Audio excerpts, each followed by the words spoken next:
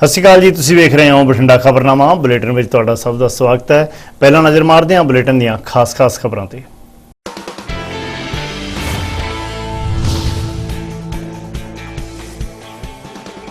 ਸਿੱਧੂ ਮੂਸੇਵਾਲੇ ਦਾ ਉਹਨਾਂ ਦੇ ਜੱਦੀ ਪਿੰਡ ਮੂਸਾ ਵਿਖੇ ਕੀਤਾ ਗਿਆ ਅੰਤਿਮ ਸੰਸਕਾਰ। ਹਜ਼ਾਰਾਂ ਲੋਕਾਂ ਨੇ ਨਮ ਅੱਖਾਂ ਨਾਲ ਦਿੱਤੀ ਅੰਤਿਮ ਵਿਦਾਇਗੀ। ਉਸ ਦੇ ਆਪਣੇ ਟਰੈਕਟਰ 5911 ਤੇ ਨਿਕਲੀ ਅੰਤਿਮ ਯਾਤਰਾ। ਪਿੰਡ ਮੂਸਾ ਵਿੱਚ ਉਮੜਿਆ ਜਨ ਸੈਲਾਬ।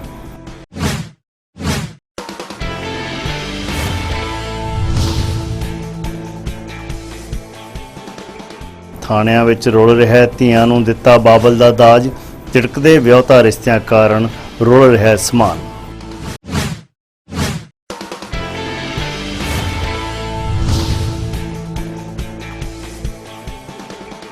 ਮਾਨਸੂਨ ਦਾ ਮੌਸਮ ਸਿਰ ਤੇ ਪੁੱਜਾ। ਡਰੇਨਾਂ ਦੀ ਸਫਾਈ ਨਹੀਂ। ਪਾਣੀ ਦੀ ਮਾਰ ਤੋਂ ਚਿੰਤਤ ਹੋਏ ਲੋਕ, ਸਰਕਾਰਾਂ ਬੇਖਬਰ।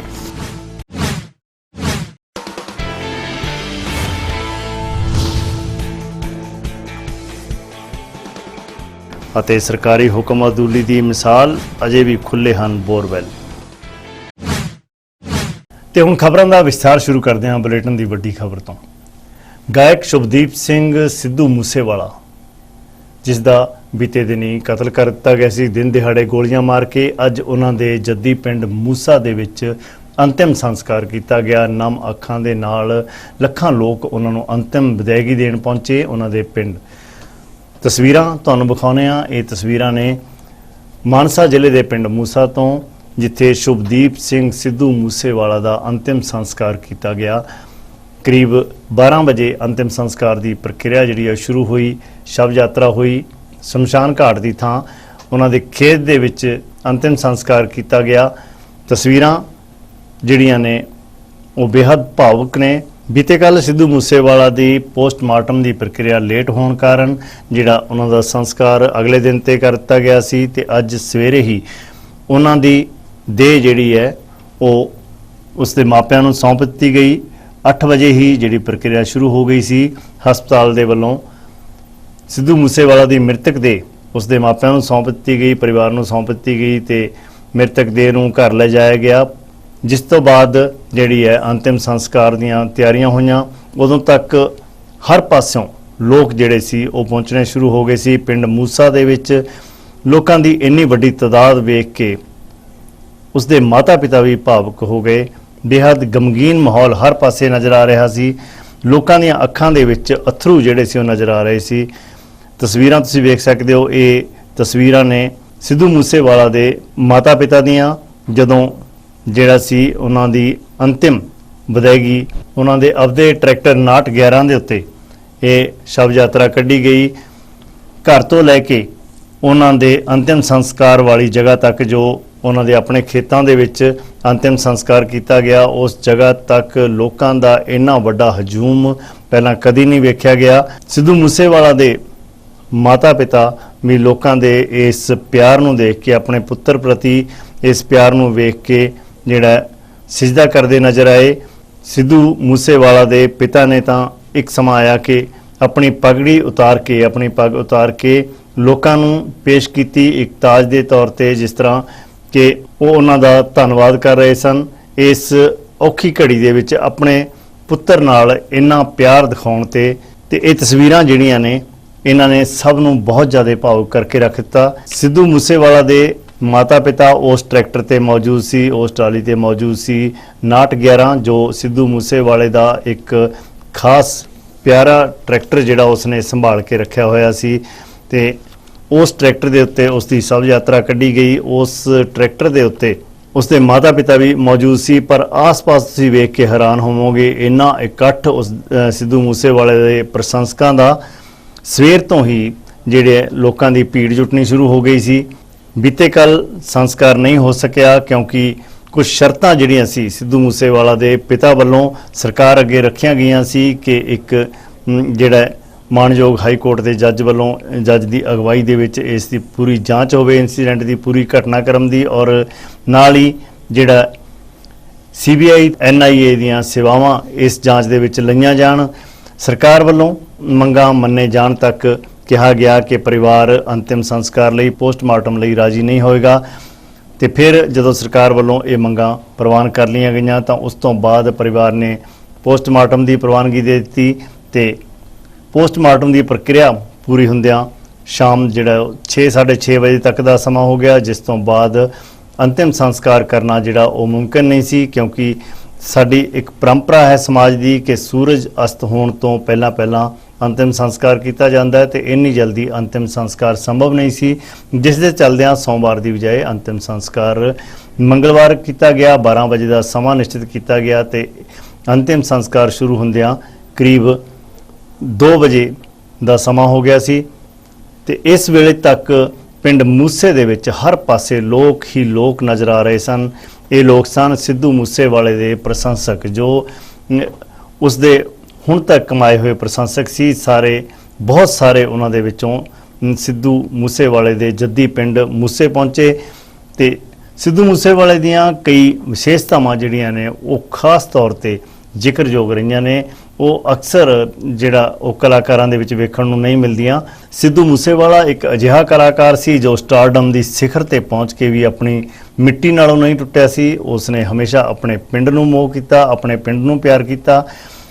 ਇੱਕ ਪਾਸੇ ਵਰਤਾਰਾ ਇਹ ਚੱਲਦਾ ਹੈ ਕਿ ਪੰਜਾਬੀ ਦੇ ਵਿੱਚ ਕੋਈ ਇੱਕ ਗੀਤ ਹਿੱਟ ਹੋਣ ਤੋਂ ਬਾਅਦ ਵੀ ਅਕਸਰ ਕਲਾਕਾਰ ਚੰਡੀਗੜ੍ਹ ਜਾਂ ਮੋਹਾਲੀ ਕੋਠੀ ਪਾ ਲੈਂਦੇ ਨੇ, ਉੱਥੇ ਰਹਿਣ ਲੱਗਦੇ ਨੇ। ਪਰ ਇੱਕ ਸਿੱਧੂ ਮੂਸੇਵਾਲਾ ਸੀ ਜੋ ਸਿਖਰ ਤੇ ਪਹੁੰਚਣ ਤੋਂ ਬਾਅਦ ਵੀ ਜੇਕਰ ਉਹ ਚਾਹੁੰਦਾ ਉਹ ਮੁੰਬਈ 'ਚ ਵੀ ਆਪਣਾ ਫਲੈਟ ਲੈ ਸਕਦਾ ਸੀ। ਇਸ ਹੱਦ ਤੱਕ ਉਹ ਸਟਾਰਡਮ ਦਾ ਮੁਕਾਮ ਪਾ ਚੁੱਕਿਆ ਸੀ, ਪਰ ਇਸ ਦੇ ਬਾਵਜੂਦ ਉਸਨੇ ਚੰਡੀਗੜ੍ਹ ਮੋਹਾਲੀ ਜਾਂ ਕਿਤੇ ਵੀ ਹੋਰ ਆਪਣੀ ਰਿਹਾਇਸ਼ ਲੈਣ ਦੀ ਥਾਂ ਆਪਣੇ ਪਿੰਡ ਵਿੱਚ ਹੀ ਉਸਨੇ ਰਿਹਾਇਸ਼ ਬਣਾਈ। ਔਰ ਸਭ ਤੋਂ ਭਾਵੁਕ ਕਰ ਦੇਣ ਵਾਲੀ ਗੱਲ ਇਹ ਕਿ ਸਿੱਧੂ ਮੂਸੇਵਾਲੇ ਦਾ ਅਗਲੇ ਮਹੀਨੇ ਜਿਹੜਾ ਸੀ ਉਹ ਕੁਝ ਦਿਨਾਂ ਬਾਅਦ ਜਨਮ ਦਿਨ ਵੀ ਸੀ ਔਰ ਜਿਹੜਾ ਉਸ ਦਾ ਅਗਲੇ 1-2 ਮਹੀਨਿਆਂ ਦੇ ਵਿੱਚ ਵਿਆਹ ਵੀ ਹੋਣ ਵਾਲਾ ਸੀ। ਮਾਪਿਆਂ ਵੱਲੋਂ ਬੜੀਆਂ ਸੱਧਰਾਂ ਪਾਲੀਆਂ ਗਈਆਂ ਸੀ, ਪਰ ਇੱਕ ਜਵਾਨ ਪੁੱਤ ਜਿਹੜਾ ਹੈ ਉਹ ਗੈਂਗਸਟਰਾਂ ਨੇ ਜਿਹੜਾ ਉਹ ਲੈ ਲਿਆ। ਮਾਪਿਓ ਦਾ ਬੁਰਾ ਹਾਲ ਹੈ, ਪਰਿਵਾਰ ਦਾ ਬੁਰਾ ਹਾਲ ਹੈ ਔਰ ਪ੍ਰਸ਼ੰਸਕਾਂ ਦਾ ਵੀ ਨਾਲ ਬੁਰਾ ਹਾਲ ਹੈ। ਇਹ ਤਸਵੀਰਾਂ ਭਾਵੁਕ ਕਰ ਦੇਣ ਵਾਲੀਆਂ ਜਿਹੜੀਆਂ ਪਿੰਡ ਮੂਸਾ ਦੇ ਵਿੱਚ ਦਿਖੀਆਂ। ਇੱਕ ਵੱਡਾ ਸਟਾਰ ਪੰਜਾਬੀ ਦਾ ਉਹ ਚਲਾ ਗਿਆ ਹੈ।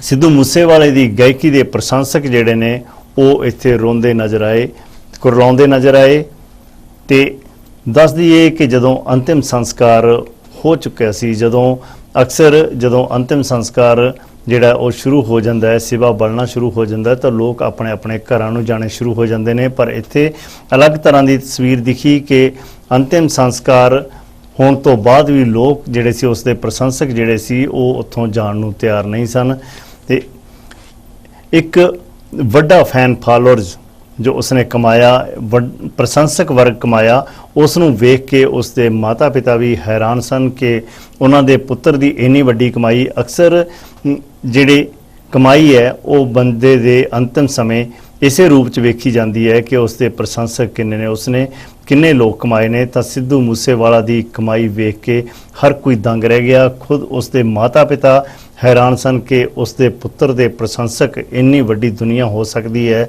ਕਿ ਕਿਸ ਤਰ੍ਹਾਂ ਲੋਕ ਸਾਰੇ ਆਪਣੇ ਕੰਮ ਧੰਦੇ ਛੱਡ ਕੇ ਮਾਨਸਾ ਜ਼ਿਲ੍ਹੇ ਦੇ ਪਿੰਡ ਮੂਸੇ ਪਹੁੰਚੇ।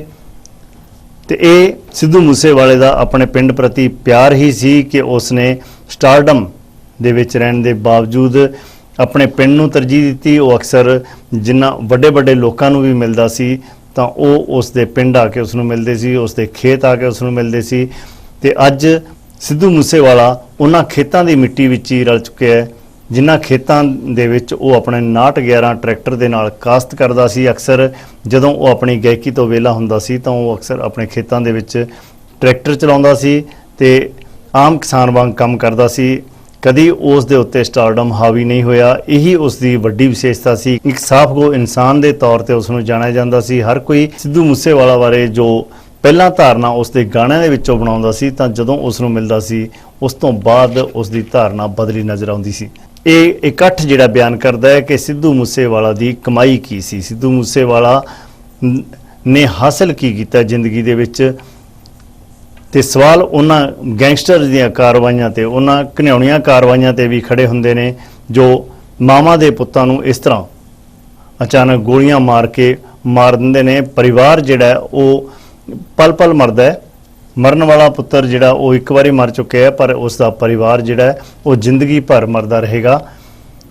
ਇਹ ਸੰਤਾਪ ਜਿਹੜਾ ਉਹਨਾਂ ਨੂੰ ਜ਼ਿੰਦਗੀ ਭਰ ਹੰਢਾਉਣਾ ਪਏਗਾ। ਅੱਜ ਇੱਕ ਵੱਡਾ ਹਜੂਮ ਸਿੱਧੂ ਮੂਸੇਵਾਲਾ ਦੀ ਇਸ ਅੰਤਿਮ ਯਾਤਰਾ ਦੇ ਵਿੱਚ ਸ਼ਾਮਲ ਹੋਇਆ। ਇਸ ਹਜੂਮ ਨੂੰ ਦੇਖ ਕੇ ਹਰ ਕੋਈ ਹੈਰਾਨ ਸੀ ਕਿ ਸਿੱਧੂ ਮੂਸੇਵਾਲਾ ਦੇ ਪ੍ਰਸ਼ੰਸਕ ਕਿੰਨੀ ਵੱਡੀ ਤਾਦਾਦ ਦੇ ਵਿੱਚ ਨੇ, ਕਿੰਨੀ ਵੱਡੀ ਸੰਖਿਆ ਦੇ ਵਿੱਚ ਨੇ। ਹਰ ਪਾਸੇ ਭਾਵੁਕ ਮਾਹੌਲ ਸੀ, ਹਰ ਪਾਸੇ ਰੋਂਦੇ ਕੁਰਲਾਉਂਦੇ, ਅੱਖਾਂ ਸਾਫ਼ ਕਰਦੇ, ਅਥਰੂ ਸਾਫ਼ ਕਰਦੇ ਲੋਕ ਜਿਹੜੇ ਸੀ ਉਹ ਨਜ਼ਰ ਆ ਰਹੇ ਸੀ। ਹਰ ਪਾਸੇ ਜਿਹੜੇ ਲੋਕ ਹੀ ਲੋਕ ਨਜ਼ਰ ਆ ਰਹੇ ਸੀ। ਇਸ ਪਿੰਡ ਨੇ ਕਦੀ ਲੋਕਾਂ ਦਾ ਇੰਨਾ ਵੱਡਾ ਹਜੂਮ ਨਾ ਕਦੀ ਵੇਖਿਆ ਤੇ ਨਾ ਹੀ ਸ਼ਾਇਦ ਵੇਖਿਆ ਜਾਵੇ, ਕਿਉਂਕਿ ਇੰਨੀ ਵੱਡੀ ਤਾਦਾਦ ਦੇ ਵਿੱਚ ਲੋਕ ਜਿਹੜੇ ਨੇ ਉਹ ਪਹੁੰਚੇ ਸੀ ਕਿ ਹਰ ਕੋਈ ਦੇਖ ਕੇ ਇਸ ਹਜੂਮ ਨੂੰ ਹੈਰਾਨ ਸੀ। ਔਰ ਸਭ ਤੋਂ ਵੱਡੀ ਗੱਲ ਕਿ ਇਸ ਹਜੂਮ ਦੇ ਵਿੱਚ ਜਿੰਨੇ ਲੋਕ ਸ਼ਾਮਲ ਸੀ ਸਭ ਦੀਆਂ ਅੱਖਾਂ ਨਮ ਸਨ। ਸਭ ਦੀਆਂ ਅੱਖਾਂ ਨਮ ਇਸ ਕਰਕੇ ਵੀ ਸਨ ਕਿ ਇੱਕ ਪਿਓ ਦਾ ਇੱਕ ਯੋਗ ਪੁੱਤਰ ਚਲਾ ਗਿਆ, ਇੱਕ ਘਰ ਖਾਲੀ ਹੋ ਗਿਆ, ਇਕਲੌਤਾ ਪੁੱਤਰ ਜਿਹੜਾ ਹੈ ਉਹ ਚਲਾ ਗਿਆ ਤੇ ਪੰਜਾਬੀ ਕਲਾ ਜਗਤ ਨੂੰ ਇੱਕ ਵੱਡਾ ਘਾਟਾ ਜਿਹੜਾ ਸਿੱਧੂ ਮੂਸੇਵਾਲੇ ਦੀ ਮੌਤ ਦੇ ਨਾਲ ਪਿਆ ਉਹ ਤਾਂ ਹਮੇਸ਼ਾ ਨਾ ਪੂਰਾ ਹੋਣ ਵਾਲਾ ਰਹੇਗਾ। ਤਸਵੀਰਾਂ ਤੁਹਾਨੂੰ ਵਿਖਾ ਰਿਹਾ, ਇਹ ਤਸਵੀਰਾਂ ਨੇ ਸਿੱਧੂ ਮੂਸੇਵਾਲਾ ਦੇ ਅੰਤਿਮ ਸੰਸਕਾਰ ਦੀਆਂ ਜੋ ਮਾਨਸਾ ਜ਼ਿਲ੍ਹੇ ਦੇ ਪਿੰਡ ਮੂਸਾ ਦੇ ਵਿੱਚ ਅੱਜ ਕੀਤਾ ਗਿਆ। ਇਸ ਮੌਕੇ ਜਿੱਥੇ ਵੱਖ-ਵੱਖ ਪਾਰਟੀਆਂ ਦੇ ਸਿਆਸੀ ਆਗੂ ਤੇ ਕਲਾ ਜਗਤ ਨਾਲ ਜੁੜੀਆਂ ਕਈ ਵੱਡੀਆਂ ਸ਼ਖਸੀਅਤਾਂ ਪਹੁੰਚੀਆਂ, ਪਰ ਸਭ ਤੋਂ ਜ਼ਿਕਰਯੋਗ ਗੱਲ ਇਹ ਰਹੀ ਕਿ ਭਾਰੀ ਸੰਖਿਆ ਦੇ ਵਿੱਚ, ਇੱਕ ਵੱਡੀ ਤਾਦਾਦ ਦੇ ਵਿੱਚ ਉਸ ਸਿੱਧੂ ਮੂਸੇਵਾਲਾ ਦੇ ਪ੍ਰਸ਼ੰਸਕ ਪਹੁੰਚੇ। ਇਹਨਾਂ ਪ੍ਰਸ਼ੰਸਕਾਂ ਦੀਆਂ ਨਮ-ਅੱਖਾਂ, ਇਹਨਾਂ ਪ੍ਰਸ਼ੰਸਕਾਂ ਦੀਆਂ ਭਾਵਨਾਵਾਂ ਵੇਖ ਕੇ ਹਰ ਕੋਈ ਹੈਰਾਨ ਸੀ। ਸੋ ਇਹ ਸਨ ਤਸਵੀਰਾਂ ਜੋ ਮਾਨਸਾ ਜ਼ਿਲ੍ਹੇ ਦੇ ਪਿੰਡ ਮੂਸਾ ਤੋਂ ਅੱਜ ਸਿੱਧੂ ਮੂਸੇਵਾਲਾ ਦੇ ਸੰਸਕਾਰ ਨਾਲ ਜੁੜੀਆਂ ਹੋਈਆਂ ਸੀ। ਤੇ ਇਸ ਤੋਂ ਇਲਾਵਾ ਬਠਿੰਡਾ ਸਮੇਤ ਕਈ ਥਾਵਾਂ ਦੇ ਉੱਤੇ ਸਿੱਧੂ ਮੂਸੇਵਾਲਾ ਦੇ ਉੱਪਰ ਹੋਏ ਇਸ ਹਮਲੇ ਨੂੰ ਲੈ ਕੇ ਕਈ ਥਾਵਾਂ ਦੇ ਉੱਤੇ ਪ੍ਰਦਰਸ਼ਨ ਹੋਏ ਤੇ ਇੱਕ ਤਰ੍ਹਾਂ ਨਾਲ ਰੋਸ ਮਾਰਚ ਕੱਢੇ ਗਏ। ਉਹ ਤਸਵੀਰਾਂ ਵਿਖਾਉਂਦੇ ਹਾਂ। ਗਾਇਕ ਸਿੱਧੂ ਮੂਸੇਵਾਲਾ ਦੇ ਕਤਲ ਨੂੰ ਲੈ ਕੇ ਉਸ ਦੇ ਪ੍ਰਸ਼ੰਸਕਾਂ ਵੱਲੋਂ ਉਸ ਨੂੰ ਸ਼ਰਧਾਂਜਲੀ ਨਿਮਿਤ ਕੈਂਡਲ ਮਾਰਚ ਕੱਢੇ ਜਾ ਰਹੇ ਹਨ ਤੇ ਦੂਜੇ ਪਾਸੇ ਕਾਂਗਰਸ ਵੱਲੋਂ ਸੂਬਾ ਸਰਕਾਰ ਦੇ ਖਿਲਾਫ ਪ੍ਰਦਰਸ਼ਨ ਕਰਕੇ ਆਰੋਪੀਆਂ ਦੇ ਖਿਲਾਫ ਸਖਤ ਕਾਰਵਾਈ ਦੀ ਮੰਗ ਕੀਤੀ ਜਾ ਰਹੀ ਹੈ। ਫਰੀਦਕੋਟ ਵਿੱਚ ਵੀ ਯੂਥ ਕਾਂਗਰਸ ਵੱਲੋਂ ਸ਼ਹਿਰ ਵਿੱਚ ਰੋਸ ਮਾਰਚ ਕੱਢਿਆ ਗਿਆ, ਜਿਸ ਉਪਰੰਤ ਪੰਜਾਬ ਸਰਕਾਰ ਦਾ ਪੁਤਲਾ ਫੂਕ ਕੇ ਇਹ ਮੰਗ ਕੀਤੀ ਗਈ ਕਿ ਸਰਕਾਰ ਜਲਦ ਇਸ ਮਾਮਲੇ ਦੀ ਪੂਰੀ ਜਾਂਚ ਕਰਕੇ ਘਟਨਾ ਦਾ ਸੱਚ ਸਾਹਮਣੇ ਲਿਆਵੇ ਅਤੇ ਆਰੋਪੀਆਂ ਦੇ ਖਿਲਾਫ ਸਖਤ ਕਾਰਵਾਈ ਕਰਕੇ ਪਰਿਵਾਰ ਨੂੰ ਇਨਸਾਫ ਦੇਵੇ। ਪੰਜਾਬ ਸਰਕਾਰ ਨੂੰ ਜਗਾਉਣ ਲਈ ਅੱਜ ਅਸੀਂ ਪੁਤਲਾ ਫੂਕਿਆ। ਸਾਰੀ ਯੂਥ ਕਾਂਗਰਸ ਫਰੀਦਕੋਟ ਨੇ ਅਸੀਂ ਮੰਗ ਕਰਦੇ ਹਾਂ ਸਰਕਾਰ ਤੋਂ ਵੀ ਜਲਦੀ ਤੋਂ ਜਲਦੀ ਜਿਹੜੇ ਉਹਦੇ ਕਾਤਲਾਂ ਨੂੰ ਸਜ਼ਾ ਦਿੱਤੀ ਜਾਵੇ। ਫਰੀਦਕੋਟ ਤੋਂ ਗੁਰਜੀਤ ਰਮਾਣਾ ਦੇ ਨਾਲ bureau report Fastway news Bathinda ਖਬਰਨਾਮਾ। ਤੇ ਹੁਣ ਬਾਕੀ ਖਬਰਾਂ ਦਾ ਰੁਖ ਕਰ ਲੈਂਦੇ ਹਾਂ। ਮੌਨਸੂਨ ਜਿਹੜੀ ਹੈ ਉਹ ਤੇਜ਼ੀ ਨਾਲ ਪੰਜਾਬ ਵੱਲ ਵਧ ਰਹੀ ਹੈ, ਪਰ ਇੱਧਰ ਜਿਹੜੀ ਤਿਆਰੀ ਦੀ ਗੱਲ ਕਰੀਏ ਤਾਂ ਸਰਕਾਰ ਵੱਲੋਂ ਤਿਆਰੀ ਅਜੇ ਕੋਈ ਖਾਸ ਨਹੀਂ ਹੈ। ਸੇਮ ਨਾਲਿਆਂ ਦੀ ਸਫਾਈ ਨਹੀਂ ਕੀਤੀ ਗਈ ਤੇ ਇਸ ਸਫਾਈ ਦੇ ਕਾਰਨ ਹੀ ਜਿਹੜਾ ਉਹ ਨੁਕਸਾਨ ਦਾ ਖਤਰਾ ਜਿਹੜਾ ਉਹ ਵੱਧਦਾ ਜਾ ਰਿਹਾ। ਬਰਸਾਤਾਂ ਦਾ ਮੌਸਮ ਨੇੜੇ ਹੈ, ਪਰ ਸੇਮ ਨਾਲਿਆਂ ਦੀ ਸਫਾਈ ਨਾ ਹੋਣ ਕਾਰਨ ਕਿਸਾਨ ਚਿੰਤਾ 'ਚ ਹਨ, ਜਿਨ੍ਹਾਂ ਨੂੰ ਇਹ ਡਰ ਸਤਾ ਰਿਹਾ ਹੈ ਕਿ ਬਰਸਾਤਾਂ ਦੌਰਾਨ ਨੱਕੋ ਨੱਕ ਭਰੀਆਂ ਡਰੇਨਾਂ ਉਹਨਾਂ ਦੀਆਂ ਫਸਲਾਂ ਦਾ ਨੁਕਸਾਨ ਕਰਨਗੀਆਂ। ਮਲੋਟ ਨੇੜਲੇ ਪਿੰਡ ਤਪਾਖੇੜਾ ਦੇ ਕਿਸਾਨਾਂ ਦਾ ਕਹਿਣਾ ਹੈ ਕਿ ਜਦੋਂ ਬਰਸਾਤਾਂ ਸ਼ੁਰੂ ਹੁੰਦੀਆਂ ਹਨ ਤਾਂ ਕਈ ਲਿੰਕ ਡਰੇਨਾਂ ਭਰਨ ਕਾਰਨ ਉਹਨਾਂ ਦੀਆਂ ਫਸਲਾਂ ਦਾ ਨੁਕਸਾਨ ਹੋ ਜਾਂਦਾ ਹੈ, ਕਿਉਂਕਿ ਇਹਨਾਂ ਦੀ ਸਫਾਈ ਨਾ ਹੋਣ ਕਰਕੇ ਪਾਣੀ ਓਵਰਫਲੋ ਹੋ ਜਾਂਦਾ ਹੈ ਤੇ ਇਸੇ ਤਰ੍ਹਾਂ ਹੀ ਮੁੱਖ ਡਰੇਨ ਤੇ ਲਿੰਕ ਡਰੇਨਾਂ ਦੀ ਸਫਾਈ ਨਾ ਹੋਣ ਕਰਕੇ ਮਣੀਆਂ ਵਾਲਾ ਲਿੰਕ ਡਰੇਨ ਦਾ ਪਾਣੀ ਮੁੱਖ ਡਰੇਨ 'ਚ ਨਹੀਂ ਪੈਂਦਾ ਤੇ ਇਸ ਦਾ ਪਾਣੀ ਲਿਫਟ ਕਰਕੇ ਮੁੱਖ ਡਰੇਨ 'ਚ ਪਾਉਣ ਦਾ ਵੀ ਕੋਈ ਪ੍ਰਬੰਧ ਨਹੀਂ ਕੀਤਾ ਗਿਆ, ਜਿਸ ਕਰਕੇ ਬਰਸਾਤ ਹੋਣ ਦੇ ਬਾਅਦ ਇਹ ਡਰੇਨ ਭਰ ਜਾਂਦੀ ਹੈ, ਜਿਸ ਦਾ ਪਾਣੀ ਖੇਤਾਂ 'ਚ ਉਹਨਾਂ ਦੀਆਂ ਫਸਲਾਂ ਦਾ ਨੁਕਸਾਨ ਕਰਦਾ ਹੈ। ਹੁਣ ਵੀ ਬਿਲਕੁਲ ਬੰਦ ਹੈ, ਨਹੀਂ ਹੋਈ। ਇੱਕ ਆਪਣੀ ਲਿੰਕ ਡਰੇਨ ਆ ਰਹੀ ਹੈ ਛੋਟੀ ਪੱਕੀ, ਉਹਦੀ ਸਫਾਈ ਬਿਲਕੁਲ ਨਹੀਂ ਹੋ ਰਹੀ, ਉਹ ਵੀ ਬੰਦ ਹੋਈ ਪਈ ਹੈ। ਪਿੱਛੋਂ ਔਲਖਾਣੇ ਕੰਨਿਓ ਪਾਣੀ ਆ ਰਿਹਾ, ਉਹ ਬੰਦ ਹੈ। ਜਿਹੜੇ ਨੀਵੇਂ ਬਾਣ ਆ ਉਹਨਾਂ ਦਾ ਬਹੁਤ ਜ਼ਿਆਦਾ ਨੁਕਸਾਨ ਹੋ ਰਿਹਾ ਤੇ ਇਹਨਾਂ ਦੀ ਸਫਾਈ ਜ਼ਰੂਰੀ ਹੋਣੀ ਚਾਹੀਦੀ, ਰਿਪੇਅਰ ਹੋਣੀ ਚਾਹੀਦੀ ਜਾਂ ਸਫਾਈ ਹੋਣੀ ਚਾਹੀਦੀ। ਉਹ ਤਾਂ ਪੱਕਾ, ਵੈਸੇ ਉਹਦੀ ਰਿਪੇਅਰ ਕਰੋ ਤੇ ਸਫਾਈ ਕਰੋ। ਸਫਾਈ ਹੋਈ ਨੂੰ ਕਾਫੀ ਟਾਈਮ ਹੋ ਗਿਆ ਜੀ, ਹੋਈ ਜ਼ਰੂਰ ਹੈ। ਇੱਕ ਵਾਰੀ ਮਸ਼ੀਨ ਲੰਘ ਗਈ ਹੈ ਵੀ ਉਹਨਾਂ ਨੇ ਕਾਗਜ਼ੀ ਕਾਰਵਾਈ ਕਰਤੀ ਹੈ, ਸਫਾਈ ਸਫੂਈ ਕੁਝ ਨਹੀਂ ਹੋਇਆ। ਇੱਕ ਵਾਰੀ ਕਾਗਜ਼ੀ ਕਾਰਵਾਈ ਕਰਤੀ ਵੀ ਅਸੀਂ ਮਸ਼ੀਨ ਭੇਜਤੀ ਜੀ, ਇਹਦੇ ਵਿੱਚ ਸਫਾਈ ਹੋ ਗਈ। ਹੁਣ ਤਾਂ ਤੁਸੀਂ ਸਾਹਮਣੇ ਦੇਖ ਲਓ, ਇਹਦਾ ਮੂਵੀ ਬਣੀ ਵੀ ਹੈ ਕਿਸ ਤਰ੍ਹਾਂ ਦਾ ਬੰਦ ਹੋਇਆ ਪਿਆ, ਬਿਲਕੁਲ ਹੀ ਬੰਦ ਹੈ। ਜਿਹੜਾ ਇਹ ਸਾਡਾ ਤੱਪਾਖੇੜਾ ਪਿੰਡ ਹੈ, ਹਲਕਾ ਲੰਬੀ ਦਾ ਪਿੰਡ ਹੈ ਜੀ। ਤੇ ਜਿਹੜਾ ਇਹ ਡਰੇਨ ਹੈ ਜੀ, ਇਹ ਅਬਲਖਾਨਾ ਡਰੇਨ ਵੱਜਦੀ ਹੈ। ਇਹ ਜਦੋਂ 1997 ਦੇ ਵਿੱਚ ਸਾਡੇ ਇੱਥੇ ਬਹੁਤ ਜ਼ਿਆਦਾ ਸੇਮ ਆਈ ਸੀ, ਸਾਡਾ ਪਿੰਡ ਡੁੱਬ ਵੀ ਗਿਆ ਸੀਗਾ। ਉਦੋਂ ਉਸ ਟਾਈਮ ਦੀ ਮੌਜੂਦਾ ਸਰਕਾਰ ਦੇ ਸ਼੍ਰੋਮਣੀ ਅਕਾਲੀ ਦਲ ਦੇ ਮੁੱਖ ਮੰਤਰੀ ਸਰਦਾਰ ਪ੍ਰਕਾਸ਼ ਸਿੰਘ ਜੀ ਬਾਦਲ, ਉਹਨਾਂ ਨੇ ਇਹ ਸੇਮ ਨਾਲਾ ਕਢਾ ਕੇ ਇਸ ਪਿੰਡ ਨੂੰ ਤੇ ਨਾਲ ਦੇ ਹੋਰ 10-12 ਪਿੰਡਾਂ ਨੂੰ ਬਚਾਇਆ ਸੀਗਾ। ਤੇ ਉਸ ਤੋਂ ਉਦੋਂ 97 ਤੋਂ ਲੈ ਕੇ 2000 ਤਾਈਂ ਵੀ ਦੀ ਸਫਾਈ ਹੁੰਦੀ ਰਹੀ। ਉਦੋਂ ਬਾਅਦ 2007 ਤੋਂ ਲੈ ਕੇ 17 ਤਾਈਂ ਦੀਆਂ ਜਿਹੜੀਆਂ ਸਰਕਾਰਾਂ ਸੀ ਉਹ ਹਰ ਟਾਈਮ ਇਹਨਾਂ ਦੀ ਸਫਾਈ ਕਰਦੀਆਂ ਰਹੀਆਂ। ਪਰ ਪਿਛਲੇ ਕੁਝ ਸਮੇਂ ਤੋਂ, ਪਿਛਲੇ ਸਾਲਾਂ ਤੋਂ ਵੀ ਇਹਦੀ ਇੱਕ ਨਾਮ ਮੰਤਰ ਹੀ ਸਫਾਈ ਹੁੰਦੀ ਸੀਗੀ। ਤੇ ਜਿਹੜਾ ਹੁਣ ਦਾ ਟਾਈਮ ਆ, ਹੁਣ ਤੁਸੀਂ ਦੇਖ ਸਕਦੇ ਹੋ ਵੀ ਕਿੰਨੀਆਂ ਕਾਈਆਂ, ਝਾੜ ਫੂਸ ਇੱਕ ਹਿਸਾਬ ਦਾ ਸੇਮ ਨਾਲਾ ਬੰਦ ਹੋ ਚੁੱਕਿਆ ਹੈ। ਤੇ ਆਉਣ ਵਾਲੇ ਟਾਈਮ 'ਚ ਹੁਣ ਲੋਕਾਂ ਨੇ ਝੋਨੇ ਦੀ ਬਿਜਾਈ ਵੀ ਕਰਨੀ ਆ, ਲਵਾਈ ਵੀ ਕਰਨੀ ਆ, ਨਰਮਾ ਵੀ ਬੀਜਿਆ ਜਾ ਰਿਹਾ ਆ। ਤੇ ਜੇ ਇਹਦੀ ਸਫਾਈ ਨਾ ਕਰਾਈ ਤਾਂ ਇਹ ਸਾਰਾ ਜਿਹੜਾ ਏਰੀਆ ਫਿਰ ਡੁੱਬ ਜੂਗਾ ਤੇ ਇਹਦਾ ਕਿਸਾਨਾਂ ਦਾ ਬਹੁਤ ਵੱਡਾ ਨੁਕਸਾਨ ਹੋਊਗਾ। ਅਸੀਂ ਹੱਥ ਜੋੜ ਕੇ ਪੰਜਾਬ ਦੇ ਮੁੱਖ ਮੰਤਰੀ ਸਰਦਾਰ ਭਗਵੰਤ ਸਿੰਘ ਮਾਨ ਜੀ ਨੂੰ ਬੇਨਤੀ ਕਰਦੇ ਆ ਕਿ ਇਹ ਸਾਡੀ ਜਿਹੜੀ ਅਬਲਖਾਨਾ ਡਰੇਨ ਆ, ਇਹਦੀ ਹਾਲਾਤ ਨੂੰ ਸੁਧਾਰਿਆ ਜਾਵੇ ਤੇ ਇਹਦੀ ਸਫਾਈ ਕਰਾਈ ਜਾਵੇ ਤਾਂ ਜੋ ਸਾਡੇ ਕਿਸਾਨ ਭਰਾ ਇਸ ਨੁਕਸਾਨ ਤੋਂ ਬਚ ਸਕਣ। ਦੂਜੇ ਪਾਸੇ ਸੰਬੰਧਿਤ ਵਿਭਾਗ ਦੇ ਐਕਸੀਅਨ ਦਾ ਕਹਿਣਾ ਹੈ ਕਿ ਇਸ ਸੰਬੰਧੀ ਟੈਂਡਰ ਹੋ ਚੁੱਕੇ ਹਨ ਤੇ ਜਲਦੀ ਸੇਮ ਨਾਲਿਆਂ ਦੀ ਸਫਾਈ ਦਾ ਕੰਮ ਸ਼ੁਰੂ ਕੀਤਾ ਜਾਏਗਾ ਤੇ ਕਿਸਾਨਾਂ ਨੂੰ ਕੋਈ ਵੀ ਸਮੱਸਿਆ ਪੇਸ਼ ਨਹੀਂ ਆਉਣ ਦਿੱਤੀ ਜਾਏਗੀ। ਇਹ ਜੀ ਲਗਭਗ 150 ਕਿਲੋਮੀਟਰ ਦੇ ਸਾਰੀਆਂ ਟ੍ਰੇਨਾਂ ਦਾ ਏਰੀਆ ਹੈਗਾ। 150 ਕਿਲੋਮੀਟਰ ਏਰੀਆ ਪੈਂਦਾ। ਸਫਾਈ ਦੇ ਟੈਂਡਰ ਹੋ ਚੁੱਕੇ ਜੀ, ਬਸ 1-2 ਦਿਨਾਂ ਦੇ ਵਿੱਚ ਅਸੀਂ ਸਫਾਈ ਸ਼ੁਰੂ ਕਰ ਰਹੇ ਹਾਂ ਤੇ ਇਹ 25-30 ਦਿਨ ਦੇ ਮਹੀਨੇ ਦੇ ਵਿੱਚ ਹੋ ਜਾਏਗੀ ਸਫਾਈ ਕੰਪਲੀਟ। ਤੇ ਨਾ ਜ਼ਿਮੀਂਦਾਰਾਂ ਨੂੰ ਆਪਾਂ ਪ੍ਰੋਬਲਮ ਨਹੀਂ ਹੋਣ ਦੇਵਾਂਗੇ। ਸਾਰੀਆਂ ਟ੍ਰੇਨਾਂ ਦੀ ਸਫਾਈ ਆਪਾਂ ਜ਼ਰੂਰੀ ਮਹੀਨੇ ਦੇ ਵਿੱਚ ਕਰਵਾ ਦਿੱਤੀ ਹੈ। ਇਹ ਪਹਿਲਾਂ ਵੀ 6ਵੇਂ ਮਹੀਨੇ ਲਗਭਗ ਸ਼ੁਰੂ ਹੁੰਦੀ ਹੈ ਜੀ। ਇਸ ਵਾਰੀ ਵੀ 6ਵੇਂ ਮਹੀਨੇ ਸਫਾਈ ਸ਼ੁਰੂ ਹੋ ਜਾਏਗੀ ਤੇ 25 ਤੋਂ 30 ਦਿਨਾਂ ਦੇ ਵਿੱਚ ਇਹਦੀ ਸਫਾਈ ਕੰਪਲੀਟ ਹੋ ਜਾਏਗੀ। ਮਲੋਟ ਤੋਂ ਚੇਤਨਪੁਰਾ ਦੇ ਨਾਲ bureau report, Fastway news, Bathinda. ਖਬਰਨਾਮਾ। ਪੰਜਾਬ ਦੇ ਵਿੱਚ ਕਿਸਾਨ ਖੁਦਕੁਸ਼ੀਆਂ ਦਾ ਸਿਲਸਿਲਾ ਲਗਾਤਾਰ ਜਾਰੀ ਹੈ ਤੇ ਮਲੋਟ ਤੋਂ ਖਬਰ ਹੈ ਜਿੱਥੇ ਇੱਕ ਗਰੀਬ ਕਿਸਾਨ ਨੇ ਕਰਜ਼ੇ ਦੀ ਮਾਰ ਦੇ ਚੱਲਦਿਆਂ ਖੁਦਕੁਸ਼ੀ ਕਰ ਲਈ ਹੈ। ਮਲੋਟ ਨੇੜਲੇ ਪਿੰਡ ਚੰਨੂ ਵਾਸੀ ਕਿਸਾਨ ਨੇ ਕਰਜ਼ੇ ਦੇ ਬੋਝ ਤੋਂ ਪਰੇਸ਼ਾਨ ਹੋ ਕੇ ਖੁਦਕੁਸ਼ੀ ਕਰ ਲਈ। ਪ੍ਰਾਪਤ ਹੋਈ ਜਾਣਕਾਰੀ ਮੁਤਾਬਕ 36 ਸਾਲਾ ਕਿਸਾਨ ਬਲਕਰਨ ਸਿੰਘ ਮਹਿਜ਼ 2 ਕਨਾਲਾਂ ਜ਼ਮੀਨ ਦਾ ਮਾਲਕ ਸੀ ਤੇ ਆਰਥਿਕ ਤੰਗੀ ਦੇ ਚੱਲਦਿਆਂ ਉਸਨੇ ਆਪਣੀ ਇਹ ਜ਼ਮੀਨ ਤੇ ਮਕਾਨ ਗਹਿਣੇ ਰੱਖ ਕੇ ਬੈਂਕ ਤੋਂ ਕਰਜ਼ਾ ਲਿਆ ਹੋਇਆ ਸੀ।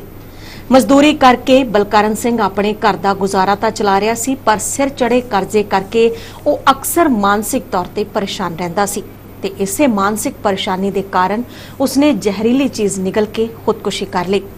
ਕਿਸਾਨ ਆਗੂਆਂ ਨੇ ਪ੍ਰਸ਼ਾਸਨ ਨੂੰ ਮੰਗ ਪੱਤਰ ਸੌਂਪ ਕੇ ਅਪੀਲ ਕੀਤੀ ਕਿ ਮ੍ਰਿਤਕ ਕਿਸਾਨ ਆਪਣੇ ਪਿੱਛੇ ਪਤਨੀ ਤੇ 2 ਛੋਟੀਆਂ ਬੱਚੀਆਂ ਛੱਡ ਗਿਆ ਜਿਨ੍ਹਾਂ ਦਾ ਕੋਈ ਸਹਾਰਾ ਨਹੀਂ, ਜਿਸ ਲਈ ਸਰਕਾਰ ਮ੍ਰਿਤਕ ਕਿਸਾਨ ਦਾ ਪੂਰਨ ਕਰਜ਼ ਮਾਫ ਕਰਕੇ ਪਰਿਵਾਰ ਦੀ ਮਦਦ ਕਰੇ। ਬਲਕਰਨ ਸਿੰਘ ਜਿਹੜੇ ਸੀਗੇ ਉਹ ਬਹੁਤ ਛੋਟੇ ਕਿਸਾਨ ਸੀ ਤੇ ਉਹਦੀਆਂ 2 ਬੇਟੀਆਂ ਜਿਨ੍ਹਾਂ ਦੀ ਉਮਰ 10 ਸਾਲ ਕਰੀਬ 8 ਸਾਲ ਹੈਗੀ ਤੇ ਉਹਨਾਂ ਦਾ ਸਿਰ ਜਿਹੜਾ ਕਰਜ਼ਾ ਹੈ ਉਹ ਇੰਨਾ ਜ਼ਿਆਦਾ ਸੀ ਕਿਉਂਕਿ ਉਹ ਆਪਣਾ ਘਰ ਵੀ ਗਿਰਵੀ ਰੱਖਿਆ ਹੋਇਆ ਸੀ ਉਹਨਾਂ ਦਾ ਤੇ 골ਡ ਲੋਨ ਵੀ ਸੀ ਉਹਨਾਂ ਦੇ ਸਿਰ ਤੇ ਜਿਹੜੀ ਉਹਨਾਂ ਦੇ ਕੋਲ ਜ਼ਮੀਨ ਹੈ ਉਹ ਸਿਰਫ 2 ਕਨਾਲਾਂ ਸੀ। 2 ਕਨਾਲਾਂ ਜ਼ਮੀਨ ਹੈ ਜਿਹੜੀ ਉਹ ਵੀ ਗਹਿਣੇ ਪਈ ਹੋਈ ਸੀਗੀ ਔਰ ਉਹ ਬੜੇ ਮਾਨਸਿਕ ਤੌਰ ਤੇ ਬਹੁਤ ਪਰੇਸ਼ਾਨ ਸੀ ਤੇ ਉਹਨਾਂ ਨੇ ਕੱਲ ਆਪਣੀ ਜੀਵਨ ਲੀਲਾ ਸਮਾਪਤ ਕਰ ਲਈ। ਅੱਜ ਅਸੀਂ ਸਾਰੀ ਬਲਾਕ ਕਮੇਟੀ ਪਿੰਡ ਤੇ ਵਰਕਰ ਕਿਸਾਨ ਪਿੰਡ ਦੇ ਜਿਹੜੇ ਕਿਸਾਨ ਹੈ ਉਹਨਾਂ ਦੇ ਆਪਸ ਵਿੱਚ ਉਹਨਾਂ ਦਾ ਜਿਹੜਾ ਭਾਈਚਾਰਾ ਹੈ ਉਹ ਵੀ ਨਾਲ ਇੱਥੇ ਆਏ ਐਸਡੀਐਮ ਸਾਹਿਬ ਦੇ ਕੋਲ ਕਿਉਂਕਿ ਅਸੀਂ ਉਹਨਾਂ ਦੀ ਜਿਹੜੀ ਆਰਥਿਕ ਮਦਦ ਕਰਨ ਵਾਸਤੇ ਐਸਡੀਐਮ ਸਾਹਿਬ ਨੂੰ ਬੇਨਤੀ ਕੀਤੀ ਅਤੇ ਉਹਨਾਂ ਦਾ ਜਿਹੜਾ ਕਰਜ਼ਾ ਹੈ ਉਹ ਮਾਫ ਕੀਤਾ ਜਾਵੇ। ਪਰਿਵਾਰ ਦੇ ਜੀਵ ਨੂੰ ਇੱਕ ਸਰਕਾਰੀ ਨੌਕਰੀ ਦਿੱਤੀ ਜਾਵੇ। ਪੁਲਿਸ ਨੇ ਮ੍ਰਿਤਕ ਕਿਸਾਨ ਦੀ ਲਾਸ਼ ਦਾ ਪੋਸਟਮਾਰਟਮ ਕਰਵਾ ਕੇ ਲਾਸ਼ ਵਾਰਸਾਂ ਦੇ ਹਵਾਲੇ ਕਰ ਦਿੱਤੀ। ਮਲੋਟ ਤੋਂ ਚੇਤਨਪੁਰਾ ਦੇ ਨਾਲ bureau report, Fastway news, Bathinda. ਖਬਰਨਾਮਾ। ਅਗਲੀ ਖਬਰ ਵੱਲ ਵਧਦੇ ਹਾਂ। ਮਾਪੇ ਅਕਸਰ ਆਪਣੀਆਂ ਧੀਆਂ ਦੇ ਵਿਆਹ ਲਈ ਬਹੁਤ ਅਰਮਾਨਾਂ ਨਾਲ ਸਮਾਨ ਇਕੱਠਾ ਕਰਦੇ ਨੇ ਤੇ ਉਹਨਾਂ ਨੂੰ ਦਾਜ ਦੇ ਰੂਪ ਵਿੱਚ ਦਿੰਦੇ ਨੇ, ਪਰ ਜਦੋਂ ਵਿਆਹ ਸੰਬੰਧਾਂ ਦੇ ਵਿੱਚ ਤਰੇੜ ਆ ਜਾਂਦੀ ਹੈ ਤਾਂ ਇਹ ਸਮਾਨ ਕਿਸ ਤਰ੍ਹਾਂ ਥਾਣਿਆਂ ਦੇ ਵਿੱਚ ਰੁਲਦਾ ਹੈ, ਇਸ ਨਾਲ ਜੁੜੀ ਵੇਖਦੇ ਹਾਂ ਇੱਕ ਰਿਪੋਰਟ। ਅਕਸਰ ਘਰੇਲੂ ਝਗੜਿਆਂ ਦੌਰਾਨ ਜਦੋਂ ਕੇਸ ਦਰਜ ਹੋ ਜਾਂਦਾ ਹੈ ਤਾਂ ਵਿਆਹ ਸਮੇਂ ਲੜਕੀਆਂ ਨੂੰ ਮਾਪਿਆਂ ਵੱਲੋਂ ਦਿੱਤਾ ਜਾਣ ਵਾਲਾ ਘਰੇਲੂ ਵਰਤੋਂ ਦਾ ਸਮਾਨ ਪ੍ਰਾਪਰਟੀ ਬਣ ਜਾਂਦਾ ਹੈ, ਜਿਸ ਨੂੰ ਪੁਲਿਸ ਵੱਲੋਂ ਥਾਣਿਆਂ 'ਚ ਰਖਵਾ ਲਿਆ ਜਾਂਦਾ ਹੈ ਤੇ ਫਿਰ ਕਈ ਸਾਲਾਂ ਤੱਕ ਚੱਲਦੇ ਇਹਨਾਂ ਕੇਸਾਂ ਦੌਰਾਨ ਇਹ ਸਮਾਨ ਥਾਣਿਆਂ ਵਿੱਚ ਪਿਆ ਹੀ ਖਰਾਬ ਹੋ ਜਾਂਦਾ ਹੈ। ਇਸੇ ਤਰ੍ਹਾਂ ਹੀ ਬਠਿੰਡਾ ਦੇ ਮਹਿਲਾ ਥਾਣੇ ਵਿੱਚ ਰਖਵਾਇਆ ਸਮਾਨ ਖੁੱਲੇ ਅਸਮਾਨ ਹੇਠਾਂ ਪਿਆ ਖਰਾਬ ਹੋ ਰਿਹਾ ਹੈ, ਜੋ ਕਿ ਮਾਪਿਆਂ ਵੱਲੋਂ ਆਪਣੀਆਂ ਲੜਕੀਆਂ ਦੇ ਵਿਆਹਾਂ ਤੇ ਲੱਖਾਂ ਦਾ ਖਰਚ ਕਰਕੇ ਦਿੱਤਾ ਜਾਂਦਾ ਹੈ।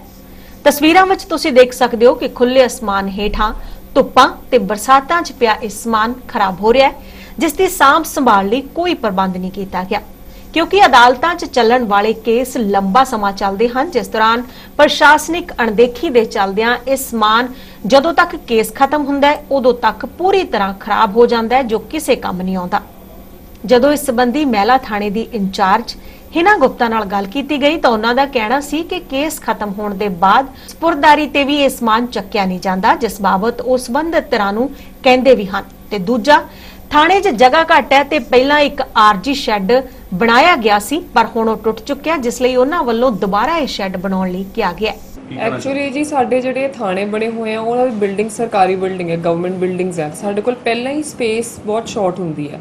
ਜਦੋਂ ਵੀ ਕੋਈ FIR ਲੌਜ ਹੁੰਦੀ ਹੈ ਜਾਂ ਜਦੋਂ ਉਹਦਾ ਫੈਸਲਾ ਆ ਜਾਂਦਾ ਹੈ, ਕੋਰਟ ਵੱਲੋਂ ਸਪੁਰਦਾਰੀ ਤੇ ਸਮਾਨ ਰਿਲੀਜ਼ ਹੋ ਜਾਂਦਾ ਹੈ, ਬਟ ਉਹਦਾ ਕੋਈ ਕਲੇਮੈਂਟ ਨਹੀਂ ਆਉਂਦਾ। ਅਸੀਂ ਕਈ ਵਾਰ ਲੋਕਾਂ ਨੂੰ ਲਿਖਦੇ ਵੀ ਹਾਂ ਜਿਹੜੇ ਕੰਪਲੇਨੈਂਟਸ ਹੁੰਦੇ ਆ ਕਿ ਆਪਦਾ ਸਮਾਨ ਕਲੈਕਟ ਕਰ ਲੈਣ, ਬਟ ਕਿਉਂਕਿ ਉਹਨਾਂ ਦੇ ਪਰਸਨਲ ਆਪਸ ਵਿੱਚ ਡਿਸਪਿਊਟਸ ਇੰਨੇ ਚੱਲ ਰਹੇ ਹੁੰਦੇ ਆ, ਉਹ ਕੋਈ ਸਮਾਨ ਕਲੇਮ ਕਰਨ ਨਹੀਂ ਆਉਂਦਾ, ਉਹ ਸਮਾਨ ਪਿਆ ਰਹਿੰਦਾ ਹੈ।